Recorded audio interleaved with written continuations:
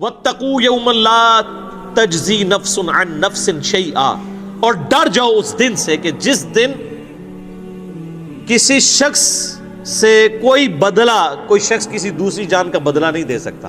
یہاں پہ لوگ کہتے ہیں نا جی آپ ہمارے مرید ہو جائیں، ہم خود آپ کے گناہوں کا بوجھ اٹھا لیں گے، اللہ سے بخشوا لیں گے۔ اللہ فرماتا ہے قیامت کے دن سے ڈر جاؤ جس دن کوئی شخص دوسرے کا بدلہ نہیں ہو سکتا۔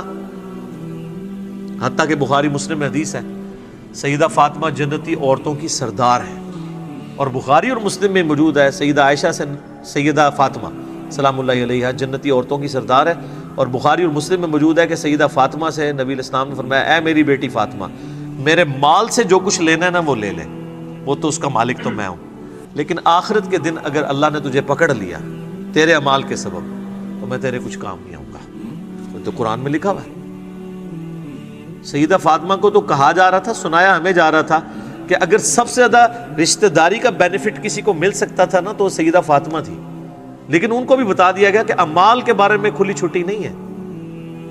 اور سیدہ فاطمہ کو تو چھوڑ دیں، قرآن میں 3 دفعہ آیت آئی ہے نبی علیہ السلام کے بارے میں، سورۃ الانعام کے اندر، سورہ الزمر کے اندر، سورہ یونس کے اندر، قل انی اخاف ان عصیت ربی عذاب یوم عظیم۔ اے نبی تم فرماؤ کہ مجھے خود ڈر ہے اس بات کا کہ اگر میں نے بھی اپنے رب کی نافرمانی کی تو بڑے دن کا عذاب مجھے بھی آ پکڑے گا۔ سر مجھے بتائیں آپ کا اور میرا رب اس سے زیادہ کس لیول پہ آ کے آپ کو سمجھائے؟ نبی علیہ السلام سے بڑھ کے کسی کا مرتبہ ہے؟ تو یہ جو آپ کو جنت کی گارنٹیاں دیتے پھر رہے ہیں، یہ کتنے بڑے مجرم ہیں۔ ان کو کہ نبی علیہ السلام کے بارے میں کہا جا رہا ہے، کیوں کہا جا رہا تھا؟ تاکہ تم لوگ یہ کلیم نہ کر لینا کہ ایسی کچھ کر سکتے ہیں۔ اس دن سے ڈر جاؤ جس دن کوئی جان دوسری جان کا بدلہ نہیں ہوگی، ولا یقبل منہا شفاعت، اور کسی کی سفارش قبول نہیں کی جائے گی۔ سفارش کیوں کی جاتی ہے؟ آپ دنیا میں کسی شریف آدمی کی سفارش کے لیے تھانے جاتے ہیں تو ایس ایچ او سے جا کے کیا کہتے ہیں کہ میں اسے اچھے طریقے سے جانتا ہوں، آپ کو غلط فہمی ہوئی ہے، میں گارنٹی دیتا ہوں یہ بندہ اس طرح کا نہیں تھا، اس پہ جھوٹا الزام لگا ہے، یہ کہتے ہیں نا۔ اس طرح کی سفارش اللہ کے سامنے کون کر سکتا ہے کہ یا اللہ جی تواڈے فرشتہ نوں بھلیکھا لگ گیا، ایویں انہوں نے گناہ لکھ لینے، مینوں پتہ ہے بڑا چنگا بندہ ہے، اتنی لمبی داڑھی سی دی، پگڑی نہیں دیکھی کڈا نورانی چہرہ تھا، یہ اللہ کو کہہ سکتا ہے؟ اللہ فرماتا ہے ہم تو تم اس وقت سے جانتے ہیں جب تم ماں کے پیٹ میں جنین کی حالت میں تھے۔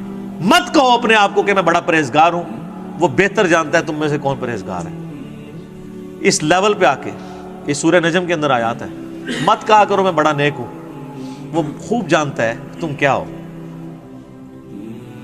تو اللہ کو کون سفارش کر سکتا ہے؟ ہاں صرف یہ سفارش ہو سکتی ہے کہ جس اللہ ہی کا دل آیا ہو جس پہ کہ اسے چھوڑنا ہے۔ یہ بندہ ہے نیک نیت تھا، چند غلطیاں اس سے ہوئی، باغی نہیں تھا، رجوع لے آتا تھا، اپنی طرف سے اس نے کوشش کی، پھر بھی بحیثیت انسان اس سے غلطیاں ہوئیں، لیکن میری طرف آتا رہا، تو اب میں نے اسے معاف تو کرنا ہے۔ تو معاف میں پھر ڈائریکٹ کرنے کی بجائے اپنے محبوب صلی اللہ علیہ وآلہ وسلم کی شفاعت سے کرواؤں، تاکہ میرے نبی علیہ السلام کی عظمت لوگوں کے دلوں پر اجاگر ہو۔ دنیا میں بھی ایسا ہوتا ہے، اگر کسی کلاس کے اسٹوڈنٹ کو پوزیشن آنے کے اوپر اسکول والے یا کالج والے ٹرافی دیتے ہیں تو وہ کسی مہمان خصوصی کے ذریعے دیتے ہیں نا۔ اس کالج کے اسٹوڈنٹ کو کبھی وہم بھی آتا ہے کہ اس مہمان نے مجھے ٹرافی دی ہے، ان کو پتا ہوتا ہے کہ یار یہ تو مڈل مین ہے، ٹرافی تو اسکول نے دی ہے اور اس کو آنر دی ہے، تو سر نبی علیہ السلام کو بھی آنر ملنی ہے۔ یہ بخشش کا فیصلہ اللہ نے کرنا ہے۔ یہ اسی شفاعت کی نفی ہو رہی ہے کہ دوست کے ساتھ شفاعت کوئی نہیں ہے، شفاعت بالاذن ہے، شفاعت بالوجاہت نہیں ہے۔ اور وہ بالاذن کون سی ہے؟ جو اسی صورت میں آگے جا کے آیت الکرسی میں آیت نمبر 255 میں آ جائے گی، من ذا الذی یشفع عندہ الا باذنہ، کس کی مجال ہے کہ سفارش کر دے؟ ہاں اللہ جس کو اذن دینا کہ ہاں اس کی سفارش کر لو تو وہ قبول ہوگی۔ تو شفاعت دھونس کے ساتھ نہیں ہے، اللہ کے فضل کے ساتھ ہے۔ لیکن نبی علیہ السلام چونکہ مہمان خصوصی ہیں، اور وہ سورہ بنی اسرائیل میں آیا ہے، نبی علیہ السلام کی جو حدیث ہے نا بخاری مسلم میں، حدیث شفاعت، کہ قیامت والے دن سب لوگ حضرت آدم کے پاس جائیں گے، پھر وہ کہیں گے کہ آج مجھے اپنی جان کی فکر ہے، اذهبوا الی غیری، کسی اور کی طرف جاؤ.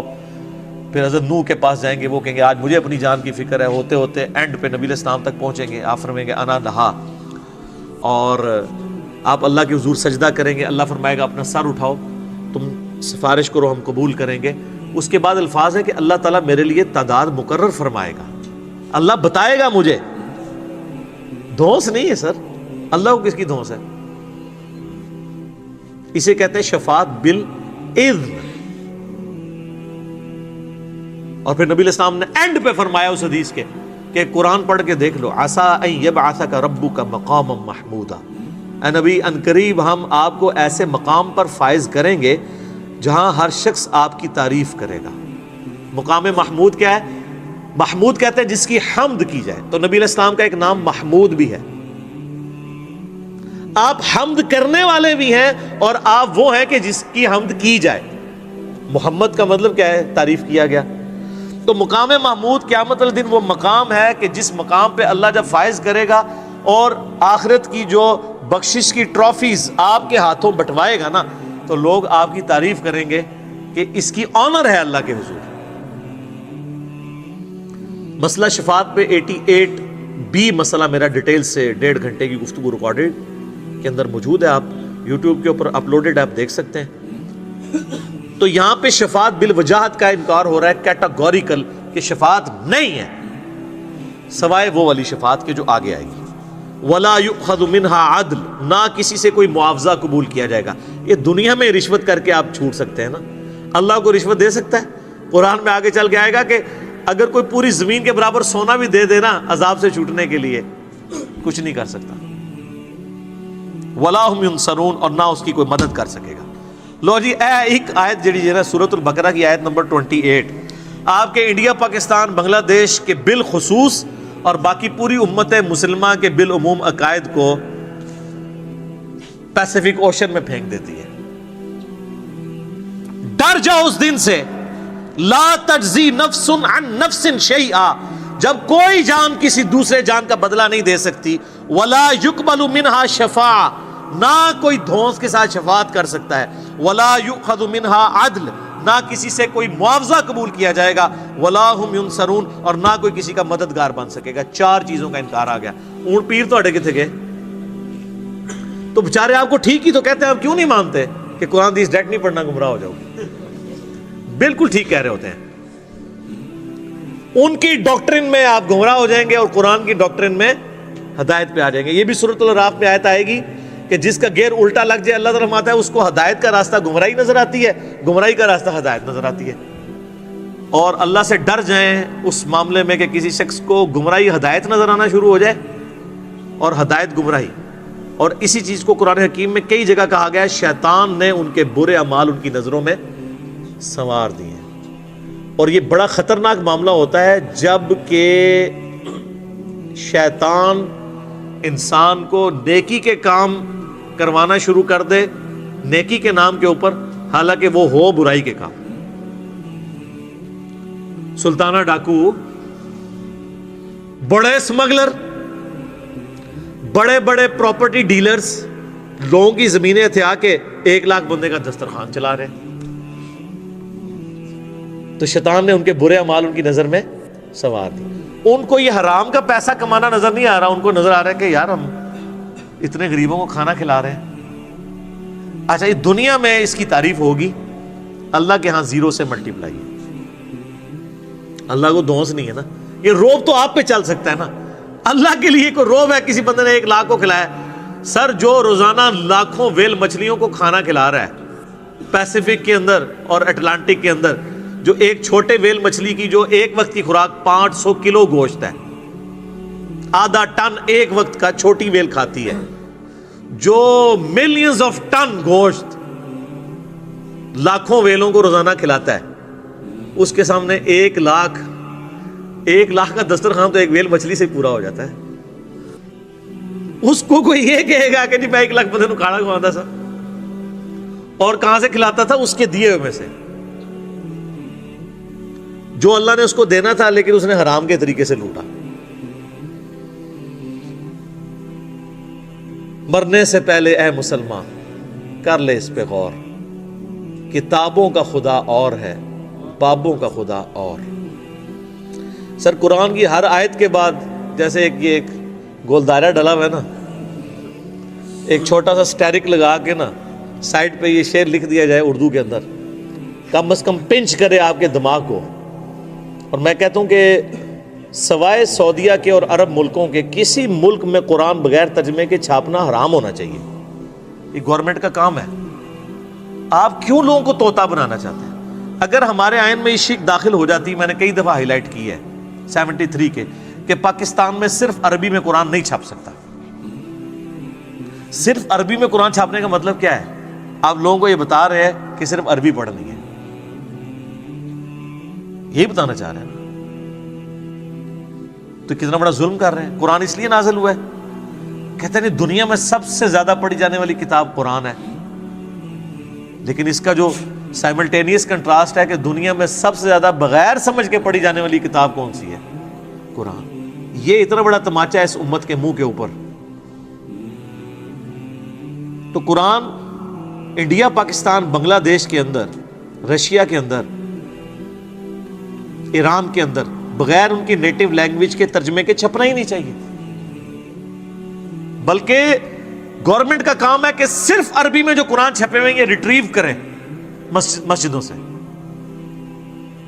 اور اس کی بجائے وہ رکھیں۔ کتنا خرچہ ہو جاتا ہے۔ سعودیہ والے دیکھیں نا، جو بندہ حج عمرے پہ جاتا ہے، حج والوں کو تو وہ ایٹ لیسٹ قرآن پاک ان کی زبان میں دیتے ہیں۔ چائنیز آئے ہوئے ہیں تو چائنیز کو چائنیز لینگویج میں دیں گے، ملائی لینگویج میں دیں گے ملیشینز کو، پاکستانیوں کو اردو ترجمے والا دیتے ہیں۔ ہماری گورنمنٹ نہیں کر سکتی، کوئی خرچہ نہیں ہے۔ ایک مسجد میں کتنے قرآن زیادہ رکھے ہوتے ہیں؟ 15-20، اس سے زیادہ نہیں ہوتے۔ 15-20 قرآن تو ایک محلے میں لوگ خود خرید کے وہاں پہ رکھ سکتے ہیں ترجمے والے۔ صرف گورنمنٹ اس کے اوپر چلان کرنا شروع کر دے کہ بغیر ترجمے والا قرآن جس کی مسجد سے ملا اس مولوی کو اندر کریں گے۔ اچھا سر، یہ اناؤنسمنٹ ہونا تو آپ دیکھیے گا سب سے زیادہ مخالفت کون کریں گے؟ کیوں؟ علماء تو ٹھیکیدار ہیں، علماء کو تو خوش ہونا چاہیے کہ لوگ، وہ تو کہتے ہیں ہم اسلام کی خدمت کے لیے بیٹھے ہیں، یہ اسلام کی خدمت ہی ہے ترجمے والا قرآن ہو۔ ان کو پیڑ کیوں ہوگی؟ تکلیف کیوں ہوگی؟ اڈا بند ہو جائے گا اور ان کو یہ پتہ چل جائے گا بھی قرآن میں یہ کچھ انہوں نے پڑھ لیا کہ یہ مولوی رام خوری کرتے رہے ہو، کہیں گے دیکھو ساڑھے مولوی صاحب تسی بھی تو وہی کر رہے ہو نا، سانو تو اسی ممبر تے چڑھ کے کہندے ہو، اور خود آپ اپنی جان کو بلائے بیٹھے ہوئے ہیں، اور یہ پرانے کام آپ نے بھی شروع کیے ہوئے ہیں۔ تو پھر ہر گلی سے، ہر مسجد سے انجینئرز نکلیں گے، تو اس ڈر سے وہ کبھی بھی یہ نہیں ہونے دیں گے۔ لیکن ہمت نہیں ہارنی چاہیے۔ میں کہتا ہوں جس کا جدھر انفلوئنس ہے نا، عربی والے قرآن نہیں نکال سکتے، کم از کم اگر 10 عربی والے ہیں تو 10 اردو ترجمے والے وہاں رکھ دیں۔ کل کو کوئی، اور اردو اور ترجمے والے قرآن کے ساتھ سب سے بڑا مسئلہ یہ ہے کہ یہ غلاف میں لپیٹے ہوئے ہوتے ہیں، وہ ویسے نہیں کو کھولتا، کون اینج کر کے کھولے پھر اینج کر کے بند کرے۔ غلافوں کے، غلاف تو دشمن ہے قرآن کے، غلاف نہیں ہونے چاہیے۔ ہاں سامنے شیشہ لگا ہو، اچھی الماریاں بنی ہوئی ہوں، ڈسٹ پروف ہوں۔ قرآن کے اوپر غلاف کا کیا تک لگتا ہے؟ آپ خود مجھے بتائیں نا، 2 قرآن پڑھے ہو، ایک غلاف میں اور بغیر غلاف کے، آپ غلاف والے کو ہاتھ لگائیں گے؟ اتنا ٹائم کس کے پاس ہے یار؟ لیکن سعودیہ میں آپ دیکھیں نا، خصوصاً حرمین کے اندر میں نے دیکھا ہے، کمال کام کیا ہوا ان لوگوں نے۔ پیتل کی خوبصورت چھوٹے سائز کی انہوں نے اتنے سائز کی رکھی ہوئی ہیں الماریاں جو سامنے سے کھلی ہوئی ہیں، اور روزانہ ان کی صفائی ہوتی ہے، ڈسٹنگ ہوتی ہے، قرآن جتنے رکھے ہوئے ہیں ان کی۔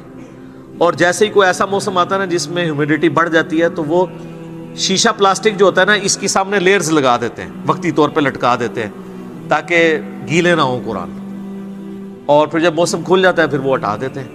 مساجد کے اندر بھی، شوکیس کے اندر، میں نے نہیں، وہاں کو غلاف کے اندر میں نے قرآن نہیں دیکھا سعودیہ پورے میں کہ غلاف کے اندر قرآن پڑھا ہوا ہو۔ بالکل صحیح اپروچ ہے۔ اور آپ اس لیے عربیوں کو دیکھیں گے، عربی قرآن بہت زیادہ پڑھتے ہیں۔ نماز میں اگر 10 منٹ رہ گئے نا، انہوں نے سنتوں سے فارغ ہو گئے نا، سیدھا قرآن جا کے پڑھنا شروع کر دیتے ہیں پکڑ کے۔ یہ خیر لادہ بات ہے کہ پھر وہ مس ہینڈل بھی کرتے ہیں کہ جماعت کھڑی ہوئی ہے تو وہیں ایسے رکھ دیتے ہیں، بعض کا جوتیوں کے ساتھ ہی رکھ دیتے ہیں، یہ اس مس ہینڈلنگ لادہ بات ہے۔ لیکن قرآن یہ چاند ایک، جس طرح جاہل گوار یہاں موجود ہے وہاں بھی موجود ہے، لیکن اوورال قرآن کے ساتھ جو ان کا شغف ہے نا، ظاہر ہے ان کی اپنی زبان کے اندر ہے، وہ نظر آتا ہے۔ باقی پریکٹیکلی اگر آپ کہیں کہ ان کی زندگی میں کوئی فرق پڑا ہوا ہے تو وہ تو اسی وقت پڑے گا نا جب قرآن جو ہے وہ کبھی فزکس کی کتاب چومنے سے یا صرف تلاوت کرنے سے فزکس نہیں آپ کو آئے گی جب تک آپ اس کو سمجھیں گے نہیں. تو سر فزکس سمجھے بغیر نہیں آ سکتے, قرآن سمجھے بغیر کیسے آ سکتا ہے جب تک آپ اس کے اوپر تفکر نہیں کریں گے.